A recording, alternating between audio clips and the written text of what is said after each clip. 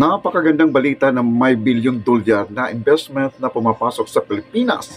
Ito ang patuloy na pagpasok sa mga investment sa ating bansa ay dulot ng epektibong economic investment initiative at pagpupromote ni President Bongbong Marcos bilang investment hub ng Pilipinas. Mayroong maraming benefits na dala ng mga investment na ito sa ating bansa.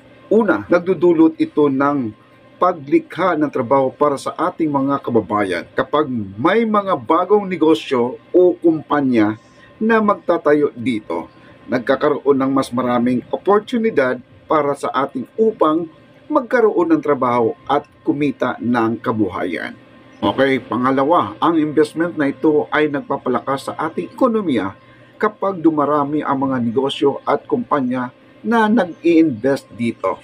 Lumalago ang ating ekonomiya dahil sa dagdag ng production at kita na nagbumula sa mga ito.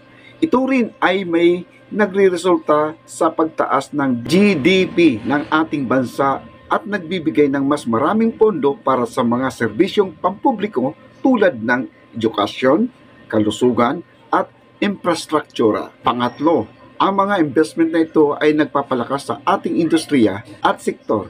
Kapag may mga bago ng malalaking negosyo na pumapasok, nagkakaroon tayo ng mas maraming pagkakataon na maipapakita sa ating mga produkto at serbisyo sa global market.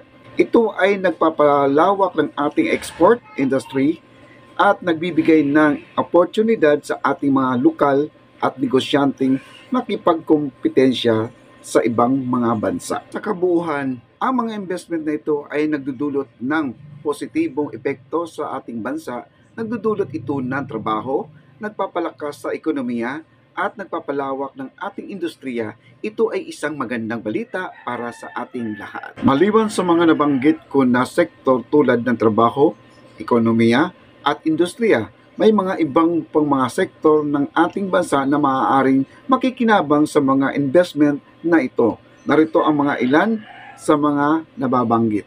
Una, turismo. Ang pagpasok ng mga investment ay maaaring magresulta sa pagpapalakas ng ating turismo kapag may mga negosyo at kampanya at nagtatayo ng mga pasilidad tulad ng mga hotel, resort at iba pang turismo related sa establishmento. Nagkakaroon tayo ng mas maraming mga attraction at serbisyo na maaaring hikayatin ng mga turista nang bumisita ng ating bansa. Ito ay nagdudulot ng paglago ng ating sektor sa turismo at pagdami ng mga trabaho sa larangan na ito. Pangalawa, infrastruktura. Ang mga investment ay maaaring magresulta sa pag-unlad sa pagpapalawak ng ating infrastruktura kapag may mga negosyo at naglalagay ng pondo sa pagpapagawa ng mga kalsada, tulay, paliparan at iba pang mga infrastruktura na nagkakaroon tayo ng mas magandang mga pasilidad na magpapabuti sa transportasyon at konektibidad sa ating bansa.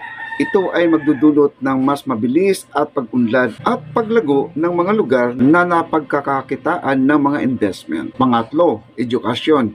Ang mga investment ay maaaring magresulta sa pagpapalakas ng ating sektor edukasyon. Kapag may mga negosyo na naglalagak ng pundo sa pagpapatayo ng mga paaralan, kolehiyo at iba pang mga institusyon ng edukasyon, nagkakaroon tayo ng mas magandang mga pasilidad at mas maraming mga oportunidad para sa ating mga estudyante. Ito ay nagdudulot ng mas mataas na kalidad ng edukasyon at mas malawak na akses sa mga oportunidad sa larangan ng edukasyon. Apat, agrikultura. Ang mga investment ay maaaring magresulta sa pagpapalakas ng ating sektor ng agrikultura. Kapag may mga negosyo na naglalagak ng pundo sa modernisasyon ng agricultural na teknolohiya, pagpapalawak ng mga sakahan at iba pang mga proyekto sa agrikultura, nagkakaroon tayo ng mas malawak na produksyon na mas mataas na kita mula sa sektor na ito. Ito ay nagdudulot ng pag-unlad, pag-angat ng kabuhayan sa ating mga magsasaka at iba pang mga nasa sektor ng agrikultura. Maraming salamat sa inyong suporta. Thank you so much. Bye-bye.